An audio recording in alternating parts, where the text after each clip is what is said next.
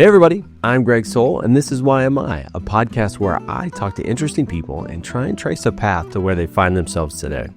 So my guest this go-around is Patrick Christmas. Now, imagine, if you will, combining soccer, football, and frisbee into one, and that's kind of the foundations of ultimate frisbee. Now add in quick action, full field hucks, and insane layout catches, and you might start to get an idea of why this ultimate vet decided to single-handedly start an Austin Ultimate Pro team. If you've never watched the game, I challenge you to pop over to YouTube and give it a go, then grab tickets for your local team because the season is about to start. At any rate, I hope you enjoy this conversation with Patrick. Patrick, thank you for joining me on the Why Am I podcast today. Awesome. Thanks for having me, Greg. Yeah, absolutely. Patrick, well, I have recently been watching YouTube. I that's my primary form of entertainment. I don't watch like TV that much anymore. It's the algorithm feeds me what I want, and just not so long ago, it randomly fed me an ultimate frisbee match, and I was like, hey, I'll click on this. Let's see what this is about. I found some other weird sports that like somehow tickle this part of my brain that I enjoy, but something about it really stuck with me, and then I started watching all of the matches from last season, and I was like, well, this is actually, I don't know what it is precisely about it. I haven't fully digested it, but doing a little bit of research, I'm a Texas boy, and I happened to look up our local team, and it's owned by one Patrick Christmas, and I was just curious who this person is and how they got there, and you were kind enough to talk to me, and so really, my question for you is, Patrick, who are you? Wow, that's a big one. Should I just start at the beginning? I don't know, man. Start wherever you want. Who are you, bud? I grew up in Colorado. Went to University of Colorado, and that's where I first found Ultimate Frisbee. I maybe have seen it in high school. It wasn't really big at that time. But University of Colorado had a college team, which I found in my later years and played and, enjoyed the sport. I think, kind of like you said, a lot of people, they see it and there's something compelling. As a player, like we get converts from football because, well, everybody's a quarterback. You don't have to be just one position. Everybody gets to throw. We get converts from soccer because it's still not as serious a sport for the most part, in the sense that like at the youth and at the club and other layers, like, people work out and people try hard, but it's not as grinding as, like, say, soccer, where it's like there are 100 teams in Austin, and if you want to be on the top ones, you're grinding 5 days a week, and, it kind of takes the fun out of the sport. Ultimate has always tried to have fun in its DNA. And I fell in love with it there and actually kind of enjoyed it even more when I moved down to Texas. So I graduated in 2001, came down to Texas, and I had 2 years of eligibility left. So like any good Frisbee player, I played out my Frisbee Masters at the University of Texas.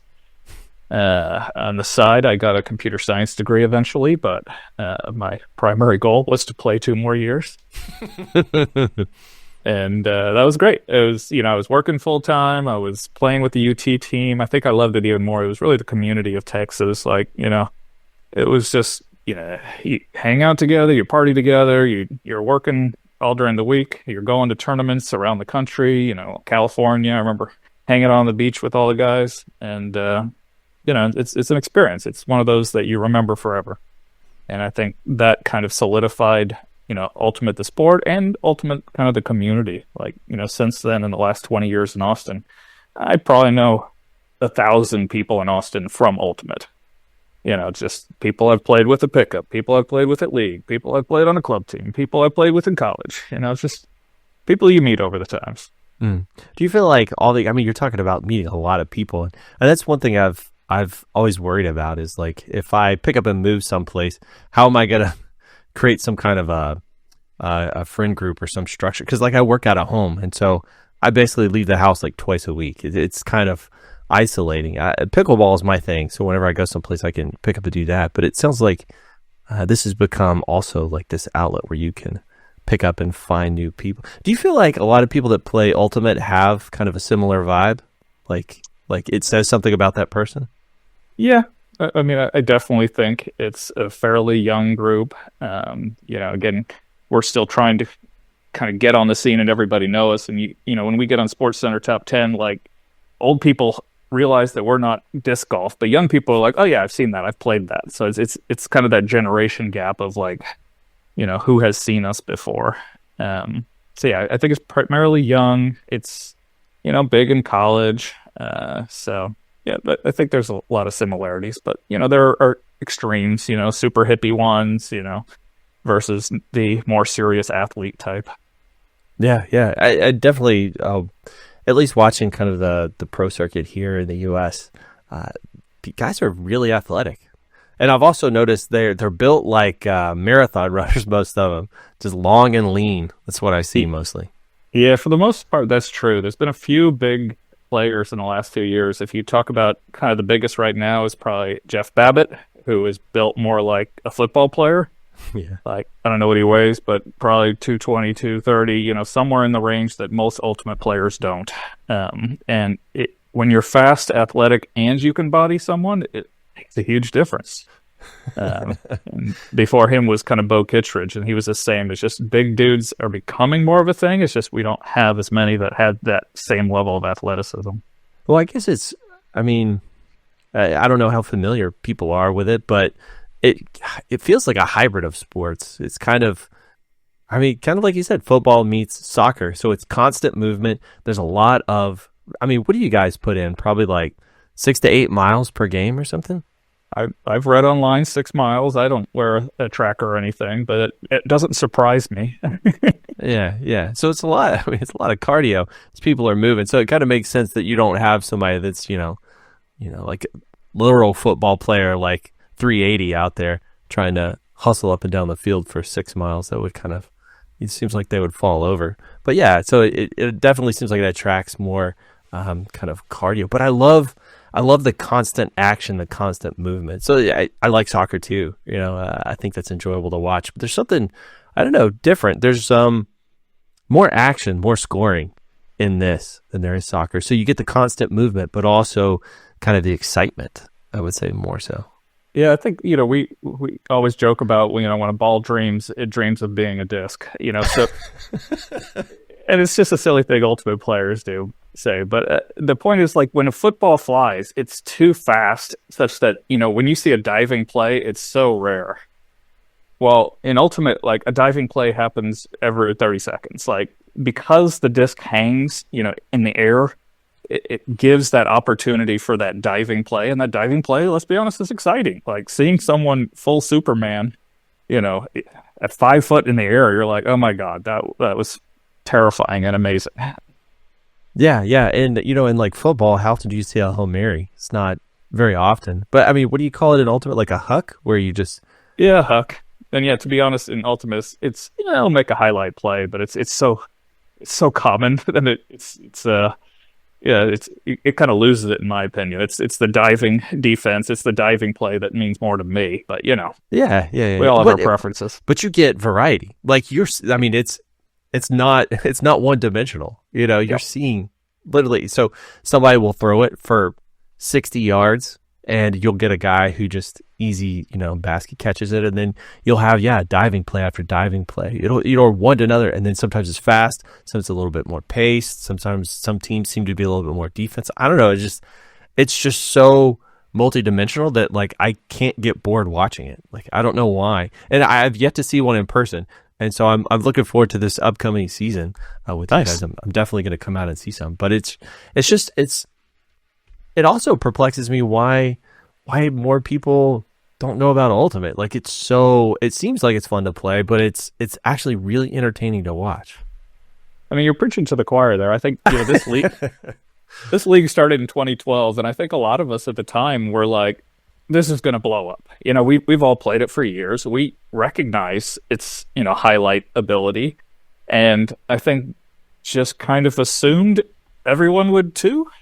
And, it's been a little bit more slow growth and kind of learning, just traditional marketing, learning your audience, learning, where your stadium is. Having a good stadium in a good location that has food and beverage options and can give that professional experience, just figuring all those aspects have been really kind of key. And, we keep hoping as a league there's going to be, this, oh, could we get in the Olympics? Like, that is a possibility that would be a watershed moment. And that's something that people are looking at. Could we get a Netflix, show? Somebody's looking at that. Like, these are all things that are kind of being tried to see if we can get, a viral moment to really go. But, speaking of those, like, we've had highlights, one of my players, where it's like ESPN picks it up and suddenly it's got 50 million views. And, that was year one. It doesn't mean our attendance doubled or tripled or anything. It was just kind of like, yeah, that went around the web. That was pretty cool. And we're still out here working to try to convince more people like you. Let's do another one for sure. All right. So, I mean, to me, it sounds like 2012. When did Austin Soul come to fruition? Yeah, so we started 2016. I actually bought the rights that first year, and that was very exciting and a tumultuous couple of years. So yeah, if you look, I think there actually has been attempts back in the 80s, but I don't really know the full details of those, like the Jose Cuervo tour or something. But this 2012 was kind of the most recent iteration of an attempt at a pro league. It was kind of started by like some guy in the middle of Nebraska selling these on like Craigslist and other places. And, he got it off the ground. And year one was exciting because it happened, but, way less professional than we are now. And, there was a lot of push, a lot of different owners with their own feelings. And, one of them was very pushing the opinion of like, I can't put out a professional product unless I can count on everyone else to do the same level of professionalism. And so he, the owner of the Philadelphia Spinners, I think they were, joined with some other people and created a rival league. So in the first couple of years, we went from one league to two leagues. And that model was more built on kind of the MLS central ownership, central design, central everything. And it looked more professional than us for a couple of years. It had a lot of things going for it in that sense. On the other hand, I think, we had the capability to have 20 owners trying 20 different things, and not losing the business if one of them failed. We have had teams fail and go away, or we've had them, just leave and have someone pick up. And I think them being centrally owned, it's like, all right, well, someone needs to find, a couple million dollars to make this happen another year. And that's a bigger ask. And I don't think we were quite ready at that level. Yeah. Seems like with variety too, everybody can try something different. If it works, you get to share that amongst everybody else. At least I worked in the NBA for a little while, kind of on the back. Like obviously, I'm tall, but I wasn't a player. But that's something I always found because I was unaccustomed to that from different industries where everybody was very secretive. If we figure something out, this is our secret sauce. We hide it. We hold it.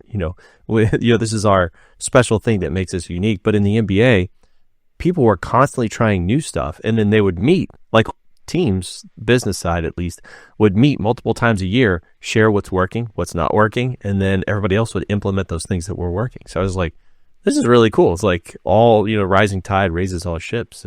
But you only get that if everybody has a little bit of liberty to like try new things, right? Yep. And so I think that's what we have, and it's been exciting. And we have those same type of meetings where it's like, who's tried this? Who's tried that? We have a Slack channel. We're constantly, who's used this platform or done this particular thing before. So that's cool. That's cool. And you make it sound kind of grassroots, like the little guy taking on the man. I love it. I mean, it certainly was in 2012. So, I mean, over the years, it's progressed that we have, bigger and bigger owners, more financed taking on each team. The league has better and better financing. We have, staff at the league level, professional designers, professional video people cutting. So, yeah, we've certainly grown from where we started. Yeah. Some of the playbacks I've seen of like full matches and stuff, the video work, the commentary, it feels polished. And it's entertaining, enjoyable to watch. Like it's very smooth, and I guess it doesn't feel mom and pop. It feels like a very polished, produced product. So obviously, like you said, you didn't get there day one, but it sounds like you guys are doing some really good stuff. So something that else that kind of like interests me is it's like you've already touched on a lot of the kind of the business aspects of it, and the business part is not what brought you to Ultimate. It was actually loving it, right? Like enjoying to do it. Do you feel like you're like you're kind of competing on those two fronts? Like the business part is taking so much of your energy, you have trouble like enjoying it the way you used to. Do you still get out there and play? Like how do you keep your love of it alive, or is it just you enjoy it so much that there's nothing that could kind of take away from that? No, I think playing is key to it. I think I would struggle with the business aspects if I didn't still play. I play 3, 4, sometimes even 5 days a week, which as a 44-year-old is very painful. Yeah, I can imagine. I'm 43. I'm feeling you. Yeah, so my joints do not like 5 days. 3 is probably where I should be trying to aim. Um, So, but yeah, that's key. Like, I love the sport. I love playing it, and you know, that community is kind of the key to like these are the people I hang out with and you know chat with after games, and you know, so I think if I didn't have that, it would be a lot harder, you know, to run games because it's really, you know, you put in 6, 8 months of work on a season before the first game, and the first game is Wow. very exciting, and you kind of get that release of like succeeding, but there's just so much to get to that point. Yeah, yeah, 100%. Yeah, that's like to liken it to the NBA. There would be the operations guys setting up the floors and stuff like they would be working 5 hours overnight. The players would come in, they'd be there 3 hours, and they'd go home. And then those guys would have to spend the next 10 hours breaking it down, help set up a concert. Then they would do it. It was wild how much absolute work goes into having something seem like, oh, this must be so easy. Well, it's only that easy because I put in all this work, huh? Yep. Yeah, I still run our game days, and I'll pick up the U-Haul at noon, and I'll get back into my bed at about midnight, and that's my day. 3 days a week. So if you're playing that much, do you get? I mean, like, does Ultimate? Do they have like pickup games where people just show up? Yeah, and so you talked about that other city. Like, there's even like a pickupultimate.org where you can go to, you know, any city in the U.S. and like, well, what are the games? What days are they? Where can I go? But yeah, there's games every day of the week in Austin. Just pickup games, and yeah, I try to get 3 or so of those if I can. Some of them require, you know, sneaking out of work at lunch, and fortunately, I'm still able to do that most of the time. So yeah, I just try to fit them into my schedule. That's dope. That's dope. I mean, I guess you get used to seeing a lot of the same faces, huh? Yeah, I mean, certainly the pickup scene, there's, you know, different areas, different groups, you know, the North Austin, the South Austin, but yeah, it's a lot of the same people. That's cool. That's cool. Well, what gave you the gumption to say, I'm going to start a team here in Austin? Like, where'd you get the chutzpah for that? Well, I think I just had to throw myself into it. Had I known what it was, there's no way I could have done it. I'm actually, I'll be honest, I'm kind of a chicken. I'm kind of conservative. I wouldn't make a leap like that. But the reality was that was the point. Like, I could buy the rights for $10,000. It was very exciting, very possible. You can never buy even a minor league baseball team is like millions of dollars. Yeah. And it was less about owning it than just like, you know, my kids were 3 or 4, you know, starting to grow up, and you start getting more time again, and you start trying to remember what your hobbies were. Like, what did I used to do before I had kids? And I think that was really the key of like, I want something meaningful and to kind of devote myself to, and I'll still play, but I knew each year I'm going to be able to play less. Each year I'm going to play a little worse. Each year it's going to hurt a little more, and then it'll get to a point where I don't. And this is kind of a way that I could continue to be part of it for longer. Meaningful. That's a powerful word. So what is meaningful for you in this? Yeah, I mean, I think you talk about like midlife crises. You know, why do people have them at 40? It's like, well, because after you hit some of your key goals, like I wanted to have kids, you start wondering like, what else was on my list? Like, I didn't really have a next thing. And so, you know, I have a job. It pays the bills. It interests me in the same way Sudoku does. It is mentally challenging, but it doesn't give me any sense of fulfillment. Yeah. So if I look at Ultimate, that is my community. It's people I like seeing. When I host a game, we average about 450 in attendance, and I know 100 or 150 of those people. And it's just good to see them. Some of them don't play pickup or much anymore, and I'll still get to see them there. So it's kind of a cool aspect again to kind of help hopefully grow the sport to a new level, but in the meantime, just stay involved in my local community. Hmm. You just finished it off with something I wrote down, was creating community. It sounds like that's partially what you're doing, but it almost sounds like you're trying to, and you're talking about midlife crisis. I think a lot of guys our age start thinking about my legacy. Like, what am I leaving behind? And this, certainly starting this, getting it off the ground, creating this community. I mean, would you say this is going to be your legacy?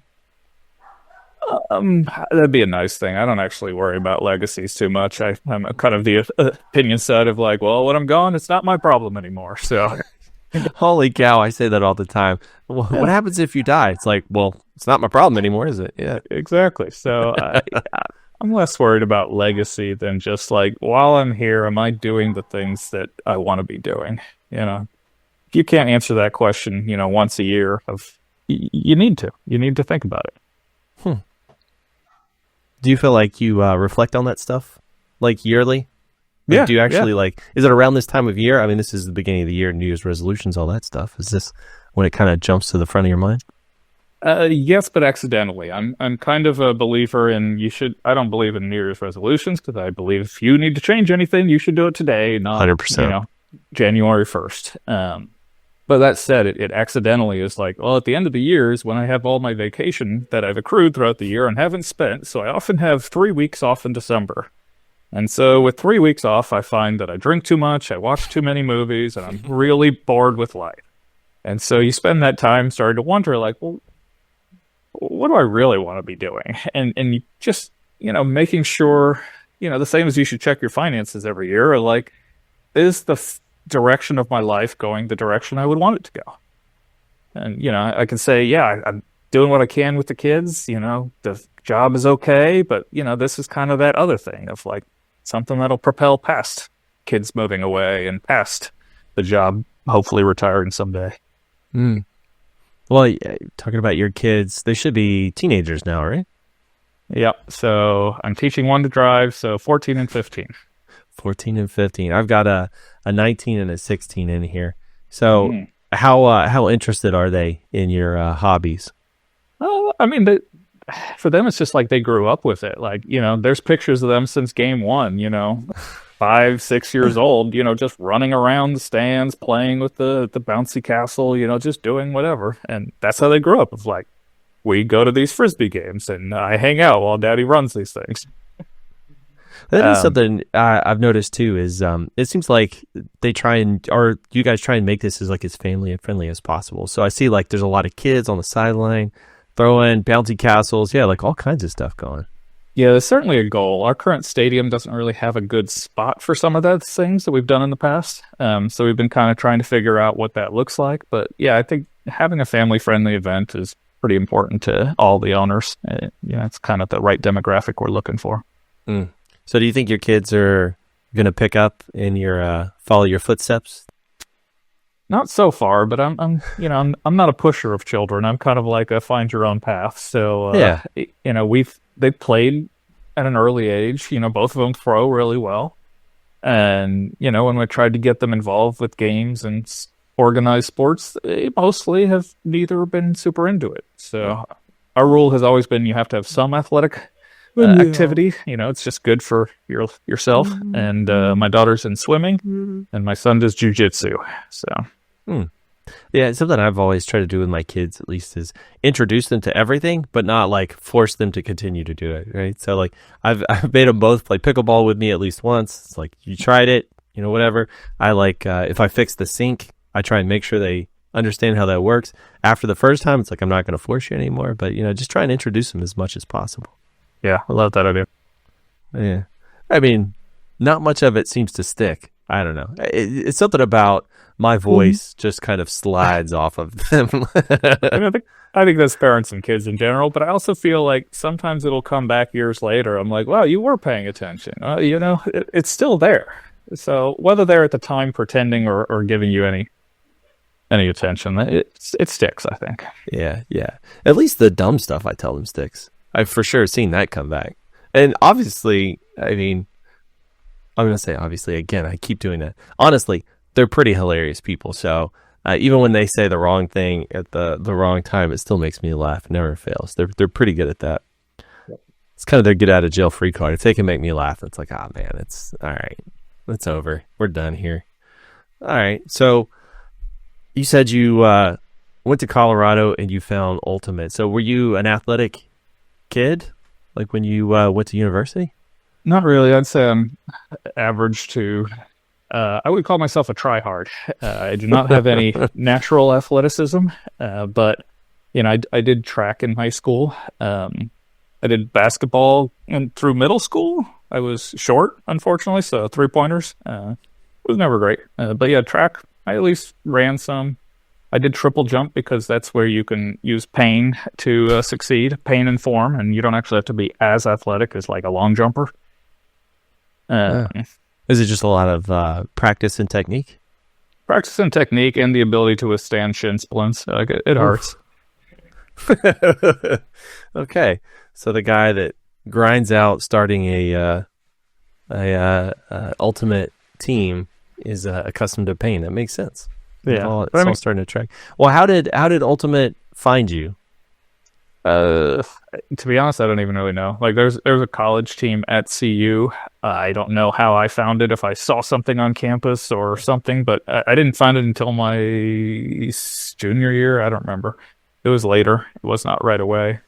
And yeah, I joined the team. I was probably looking for some sort of athletic thing. I know I tried jujitsu for a month or two. I did school dance classes. Who knows what all I did in college, but I eventually found that and stuck with it. That's so funny. Like that always, or I should say that never ceases to surprise me, is that it was probably a moment. You probably happened on like a flyer on a billboard, posted somewhere like, hey, looking for tryouts or looking for people.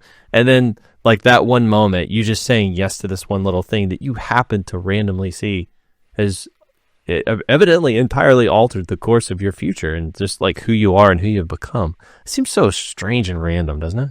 Yeah, and particularly given that I can't remember what that event was. Because again, at the time, it was just, another day and a random thing. Yeah, it wasn't like some friend of yours just like strong-armed you into it. It was probably just some random, I'll give this a swing. Man, life is crazy like that, huh? All right. Well, where do you see this stuff going? Like, what's your? I like asking people if their crystal ball's any better than mine. Like, what do you see in the future? I mean, there's what I see, what I hope for. There's a lot of things. We all want it to grow. I think right now, just proving itself. I think a lot of our teams are not profitable right now, and so just getting to sustainable is, I think, where a lot of us are. Just knowing that this is going to be year in and year out because the business works, and I think it's very doable. And again, I brought on. You talked about me as owner. I brought on like 10 other owners. I've got a bunch of co-owners now, and a lot of them are passionate like me, and so that's a key part of it. But I think I've also over the years I've met with the Major League Rugby team when they were in town. I met with the various minor league teams, and when you compare against them, like our budget is so tiny. Like it takes $100,000 plus, a little bit extra to run a team for a year. Compared to, rugby, their operating was like millions. And so just starting at that level and recognizing, as you've seen, that like, with relatively cheap equipment, cameras, a couple $1,000s of cameras, training people to get better and better, you can put out a polished product. Like, doesn't take millions of dollars. And so we've kind of done that growth across the league of like, here's the minimum equipment you need to have, and here's the training to kind of start getting better at replay and getting it better at broadcasting and all those types of things. But, over the years, it looks more and more professional. And I think that kind of lends it to like, we could explode at some point, whether it is an Olympic moment or a Netflix or something else. I think we all see that it could be a really big sport. Yeah. We said you brought on co-owners. I'm assuming to help do some of this stuff. How hard is it for you to delegate some of those things that you've been doing for so many years? To be honest, I haven't really succeeded much. So I did bring on one owner this year who he did our video is one of our announcers, and he is an esports announcer, so like that's his job, and he's really good at it. Mm-hmm. And he actually came on as an owner, and he's taken over our social media, and so like that was something that was great because I don't look at social media, I don't follow it, so me posting was always kind of out of touch. I would say it was more of one of those bad accounts that's just pushing things and not necessarily knowing the vibe of what's going on. So that part I've definitely brought in. But I think the others have mostly defrayed the costs. Like, again, this is not profitable yet. And so at a certain point, I had to recognize that, like, I can't be putting in 1,000 hours to this and, tens of thousands of dollars every year. Like, I need someone to help with one of those two sides. And so I've been able to find people who are also passionate and willing to contribute, financially to make sure it keeps happening. And I'm okay putting in the time. That's cool. Yeah. I mean, it sounds like you've definitely found a way for you to forever be involved in Ultimate. Just as you transition. So, how involved are you with players and coaching and all of that? Or do you just kind of stand back a little bit from that? I try to be a little detached. I know a lot of the players. I think in general, I'm not a traditional GM that you would say in football of like, you don't pick talent. Like for the most part, you're not paying enough to have people move around the country. There are a couple who have, there have been owners in the past that, flew in the best 10 guys into town and they won a national championship, and you're like, well, that's all it takes. It's a little bit of money. Surprising how that works. Yeah. More money than I was willing to throw at it. But, so, my side has always been, I bring in a coach, and trying to find that has been hard over the years. Like we had a different coach every year for the first 3 or 4 years. And then I think our current one has been there since 2019 or so. And that's been really helpful, very stabilizing. And so, in terms of like who we signed, that's largely his department. How do we run tryouts? Largely his department. But I still have to do contracts with all of them. And, sometimes the kids want to negotiate for a little bit here or there. And I'm like, yeah, we're not making money, but okay, let's talk it through. But it seems like it would be tough too, like from a coaching perspective, as you're bringing new people in, you don't know what program they came from, kind of the style. And I guess also like team cohesion, right? That's like an important piece. Are they going to kind of mesh well and all that? Yeah, I would say, again, you go back to the community. We actually do know most everyone. So I guess if you're pulling local talent, that makes sense, right? Well, it's a lot of local, but it's also like, all the UT kids are also, we all know them. We've played with them. Some of them went to high school here in town, and we played with them there. Some of them went to A&M, the high school kids, and to Texas State. So you kind of have people in those programs who So to be honest, you actually know a lot of the kids and where they're coming from. What club teams they played. Anyone who's serious has played at the club level, and so what they played, and you can look at film on even a lot of club teams. Yeah, I heard somebody tell me one time that Austin is a city of transplants. Like nobody's actually from Austin. Everybody comes from somewhere else. So there probably is like a lot of people that like yourself. You were Colorado, and then what brought you to Austin? Was it UT? No, it was a job. I graduated in 2002, right at the beginning, right after the kind of 2001 crunch in tech. And I am in tech. And so what was hiring at the moment was mostly military. So like I had a bunch of offers from like Boeing and Lockheed Martin. places that where the average age was 45 or 50, and it just didn't feel like the environment I was looking for. But I'd actually interned down at my company at National Instruments for 3 years, and so like it was just a fun party every summer when I came down here. And so when they gave me an offer, I was like, sure. It was a no-brainer. Yeah, and you've been there ever since, right? Ever since. We got acquired last year, so I guess that counts as working for another company. I'm not sure. I'm not counting it. You're sitting in the same desk. You're working at the same place. Yeah, that makes sense. I've worked from home since the pandemic, so I don't even have a desk anymore. Yeah. I went remote 2019, and I travel to go see customers occasionally, and I was at a big petroleum company's campus in Houston. They own a big campus, so big that they have like traffic cops and traffic lights in there.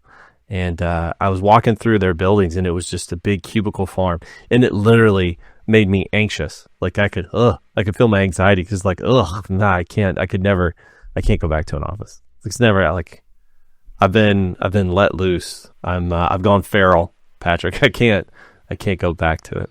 I understand, but they're asking us to come back, and I actually kind of miss it. I'm like, that's where I ate lunch that was not turkey sandwiches. That's where I liked, knew more of my coworkers. So I think we're going back this year, and I'm actually kind of interested. That's cool. I didn't realize how much I required human contact until COVID hit, and then I'm here with my wife and 2 kids, and I like to say I got Stockholm syndrome. I started actually liking all of them. No, it's just I needed like some kind of external interface, and honestly, pandemic hit, but you could still play pickleball with social distancing, and so I had already been playing that for a couple of years beforehand. So that was really kind of the saving grace for me, was having that physical outlet where there were other humans. And so do you feel like that's kind of your catharsis? Like it makes you feel better every time you go play? Oh, definitely. I mean, people always say that about exercise in general, but exercise with community, I think, is even better. Yeah. I've never exercised and enjoyed it, but I could play pickleball and have a blast for 3.5 hours straight. I agree. I'm more into sports. I don't particularly like exercising for exercise sake, but some people do that. I've heard. I've seen runners. I don't know why they do it.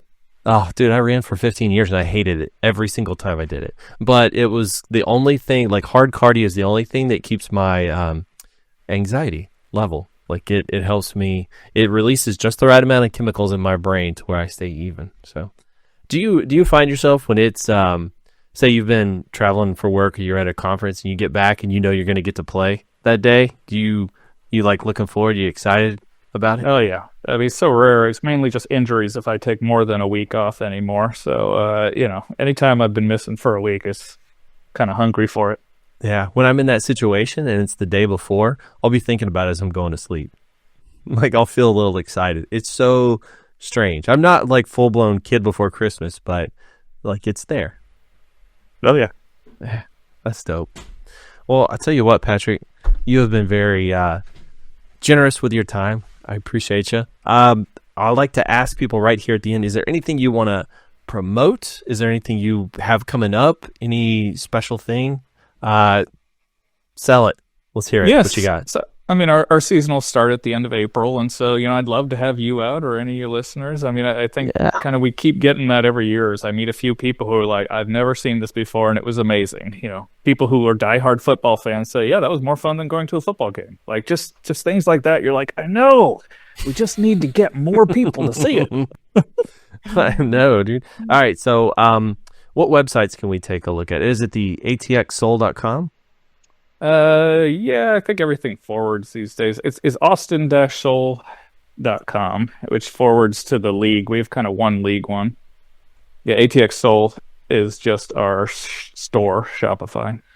Okay. Well, I mean, I'm assuming merch sales helps the cause, right? Sure. I'm not here Blow for the me merch. away with your enthusiasm, Patrick. I'm not here for merch here. I want to see people at games. Well, I mean, that's something that I like to do. So, like, if I have like a couple of my favorite YouTubers or whatever, I'll buy merch.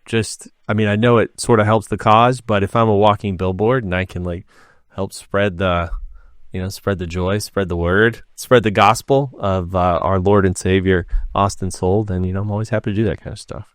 Yeah, my kids are always pointing out every time we're driving around, like, oh, there's an Austin Soul bump of sticker. I'm like, yeah, that's one of our players. Or, no, I don't know that person. But yeah. That's dope. All right, so Austin Soul. How about social media? As you said, you guys are getting a little bit more active there. So Instagram, ATX Soul, I think? Yep. That's the main one. All right, and then for those old people, the ATX Soul on Facebook, I think you guys have a group there as well. Yep. They're fairly similar content, though. Yeah. Potato, wherever you prefer. All right, so end of April, we're all going to be looking for you. And appreciate you again, Patrick. Let me hit stop on all this stuff real quick.